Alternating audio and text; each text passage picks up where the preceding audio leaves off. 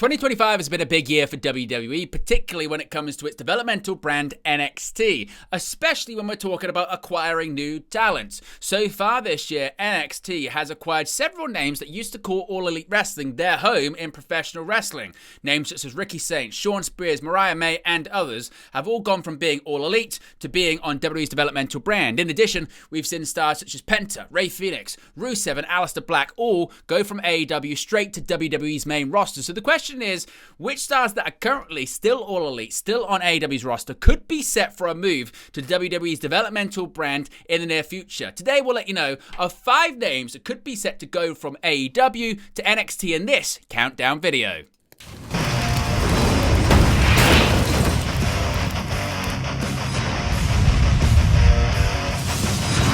Hey guys, welcome back to Wrestling News 365. Hope everyone is doing very well. As always, there are plenty of news stories to get into in the world of professional wrestling. Before we begin today's countdown video, you can see right there, we are just 18 subscribers away from 22,500, getting closer and closer to our goal of 25k in 2025. So if you haven't already, be sure to subscribe, click the like button, and you can scan that QR code right there in the sidebar. You can also click the link in the video description below or click the join button and become a member of the WN365 roster. You get your badges, your emojis, and your exclusive members-only content. Right, into today's countdown video. And today we're talking about AEW stars that could be on their way to WWE, but specifically could be on their way to NXT. As I mentioned in the intro of this video, we now see several former AEW stars call WWE NXT their home, whether it's the likes of Ricky Saints, Shawn Spears, Mariah May, Lexis King, and others have all gone from being All Elite to now being All NXT or in NXT, regardless of what you want to call it. Several names have gone from being on AEW television to being regular fixtures on NXT television for WWE. So, considering that, what other names could follow that same path and go, instead of going to WWE's main roster, go to WWE's developmental brand if they leave AEW? Let's get into the names, beginning with Wardlow. Now, Wardlow's status in AEW right now is an interesting one because Wardlow's a name that many people bring up when they talk about stars that haven't reached their potential in AEW, or it felt like they were destined for greatness and they were destined for big things, and big things were going to happen during their run with Tony Khan's promotion, and then just it never happened, or bad booking decisions, or injuries failed them, or whatever reason it may be. Now, as of right now, we haven't seen Wardlow on AEW television for a very long time. The last time that Wardlow competed on AEW TV was on the March 13th, 2024 episode of AEW Dynamite. Yes, at the time recording this video, it's well over a year since Wardlow last wrestled for All Elite Wrestling. He then wrestled for the AEW World Championship against Samoa Joe. It was at Dynamite Big Business at the TD Garden in Boston, Massachusetts, and we haven't seen Wardlow since.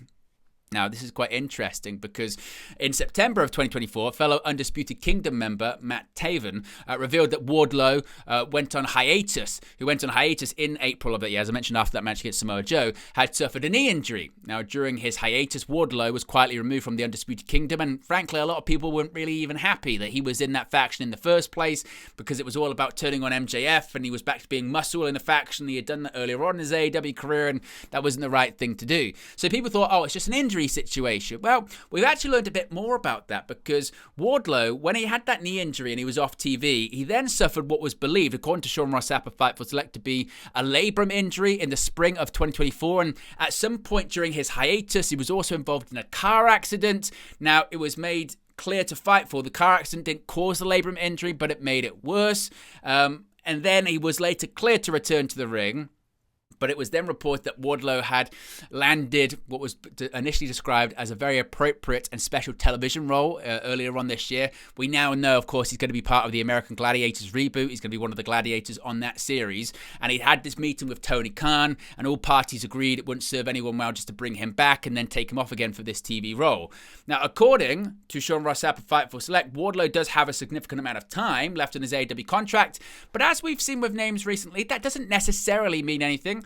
Miro had a lot of time left on his AEW contract. When he was granted the release, you have to negotiate it and you have to sign clauses, maybe non-disparagement clauses. You can't really talk about your time in AEW in future interviews. But just because you've got time on your deal, that doesn't necessarily mean that you're not going to be leaving AEW at some point in the future. And as I mentioned, when it comes to Wardlow, at one point it felt like his trajectory was going to be all the way to the top. He was initially the bodyguard for MJF, and people were waiting for the turn. Eventually, him and MJF did split up, and many people thought it was going to be like the Batista and Triple H storyline, and Wardlow absolutely squashed MJF at Double or Nothing back at 2022. But during that time, people weren't talking about Wardlow. They were talking about MJF instead. And even after that, becoming the TNT champion, it just felt like it never went to where people thought it was going to, and people say that's because of bad booking in AEW, or they say that's because of injuries, or lots of different reasons. And I do feel like maybe would he get better booking in WWE? Does he just need to go somewhere else to start over again? Well, whether or not he's going to get the opportunity to do that anytime soon, we'll have to wait and see. But Wardlow could be a name. Certainly feel like with the look and the physique and just the general in-ring ability that he's got, WWE would be very interested in signing the former TNT champion. Let's move on and let's talk about legit Layla Hirsch. Now, this one is a little bit of a cheat because Layla Hirsch is no longer All Elite. Now, Layla Hirsch made her debut for AEW back in October of 2020, and she had, various spots on AEW TV and a couple of times challenged for the AEW Women's World Championship, got close. Towards the end of her run, she was competing largely on Ring of Honor television. She entered the inaugural Ring of Honor World Television Championship tournament. She was victorious over Rachel Ellering in the first round. She was later eliminated by Red Velvet, but she didn't really do all that much on Ring of Honor TV. Our last match, as I mentioned, came at the end of 2024 as part of that Ring of Honor Women's Television title match. It was a match at Final Battle at the Hammerstein Ballroom. She lost to Red Velvet in just under 12 minutes, and that was the last match she had for a Tony Khan promotion. She has had matches since then for the likes of GCW and a variety of different independent promotions, but in February of this year it was reported that Hirsch would not be returning to AEW/Ring of Honor upon the expiration of her contract, ending her tenure with both promotions. As I mentioned, she'd been appearing on AEW TV for around 5 years, and many people did like Layla Hirsch. She'd had a couple of very big injuries, and in particular, she had a torn ACL back in April, I believe it was, of 2022. And it took her over a year to return from that injury to in-ring competition. But you could see her certainly doing well in NXT. NXT in recent years, particularly definitely recent months, has had arguably the strongest women's division anywhere in the world in professional wrestling. We've seen division be absolutely overflowing with talent such as Julia, Stephanie Vaquer, Zarya being signed, Sol Ruka being involved in it as well, Jordan Grace coming in from the Knockouts division in TNA Wrestling, just to name a few of the big names. Now, of course, recently we've seen several female superstars from WWE NXT be called up to the main roster, whether it be Roxanne Perez, whether it be Vaquer, whether it be Julia. So certainly you feel like there are spots open for talent to come into NXT in the women's division, and maybe Layla Hirsch could be someone to do that. Now, she's got a unique look. She is certainly not the tallest wrestler. In fact, it was quite wild sometimes to see Layla Hirsch, given how short she is. She's only 4'11" tall, but there have been certainly short female superstars that have done very well in WWE. In fact, if you look at Zelina Vega, she's currently the Women's United States Champion on the main roster, and she's a similar height to Layla Hirsch, so I don't think her size would hold her back in WWE at all. If anything, it's a selling point for her moving forward. So don't be shocked if you see legit Layla Hirsch make her way to NXT at some point soon. What about the Righteous? I feel like every time I talk about people that could be coming over to WWE or to NXT, the Righteous, their name gets brought up. Now, once again, bit of a cheat on this one because they're not technically All Elite anymore. Their run with AEW/Ring of Honor came to an end.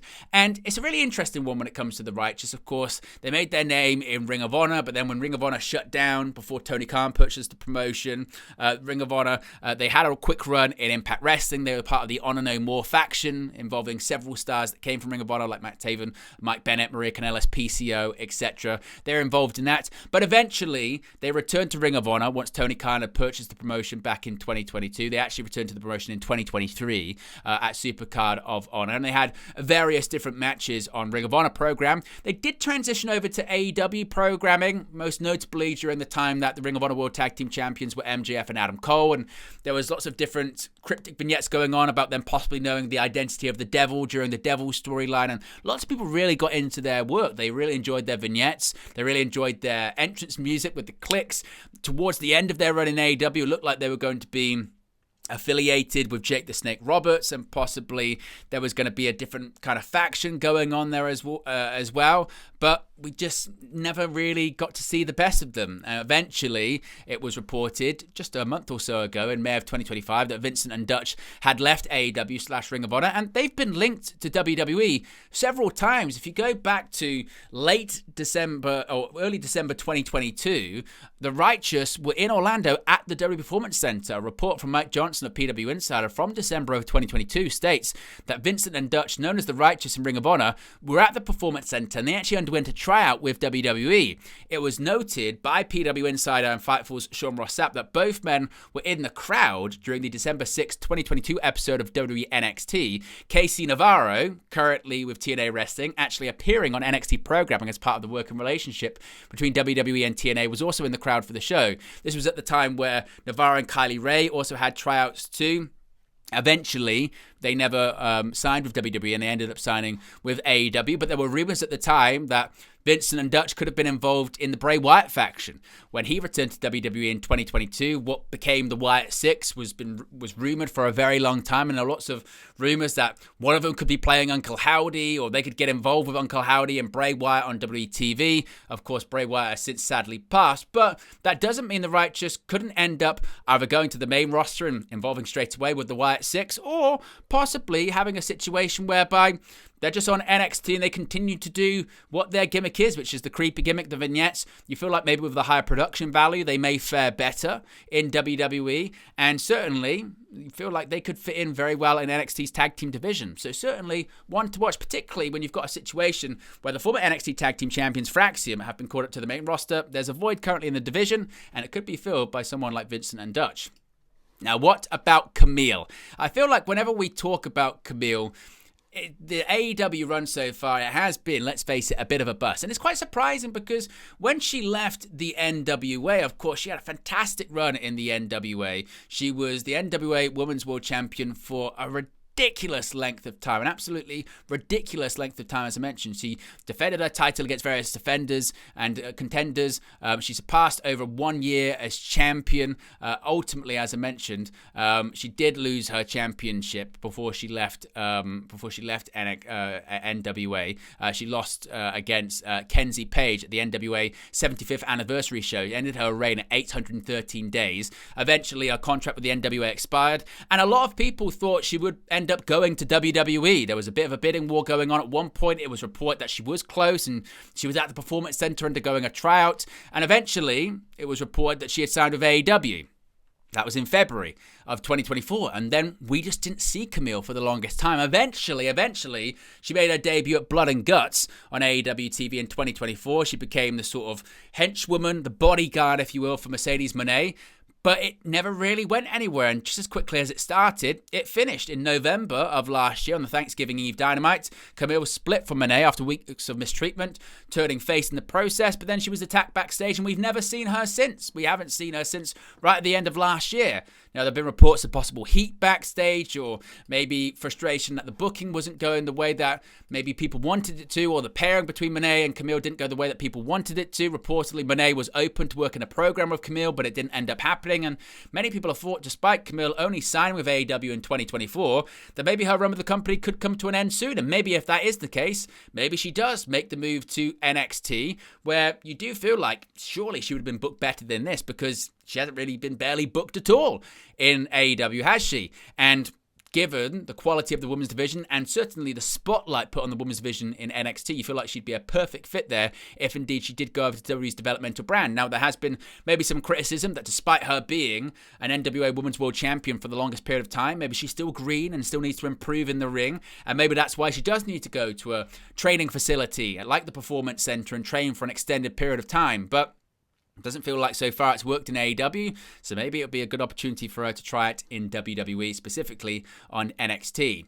And finally, Private Party. Private Party have been in the headlines recently, haven't they? Because the former AEW World Tag Team Champions are in a contract year, according to a new report from Sean Ross Sapp of Fightful Select, and they have some big interest. Now, the news was first broke by Dave Meltzer in the Wrestling Observer last week at the time recording this video, and he noted that the former AEW World Tag Team Champions, Private Party, their contracts were up sooner rather than later. Now, we didn't have a specific time frame for when their contracts could be up, but he just said sooner rather than later. Now, interestingly, there could be injury time added onto these contracts. We've not heard yet if injury time is going to be added on. Of course, both stars have had significant injuries, particularly Mark Quenn's had a significant time off. He had over a year off with an injury, with a shoulder injury, or was it a pec injury? I forget which one it was, but there could be time added on. And we've seen with other tag teams like the Lucha Brothers how sometimes when those contracts don't line up, sometimes Tony Khan just puts them on the bench and waits for their deals to run out. Sometimes they negotiate a release. We'll have to wait and see. Now, according to Fightful, to add some extra legs to this story, they learned in early June that WWE had at least preliminary interest in the duo before the frame of reference regarding their contracts was available. Now, Fightful said they've not been told if an approach for either of them for new contracts has been made by AEW or by WWE for that matter. Now, they haven't wrestled since the early stages of 2025. The last time Private Party appeared on WWE's rivals AEW programming, that was on the 22nd of January edition of AEW Dynamite this year. So we're heading into June right now. It's been close to about 5-6 months since we've seen the former AEW World Tag Team Champions on TV. And the last time they dropped the belts. We haven't seen them since. So is that because they're not going to put pen to paper over a new deal? Is that because creative doesn't have anything for them?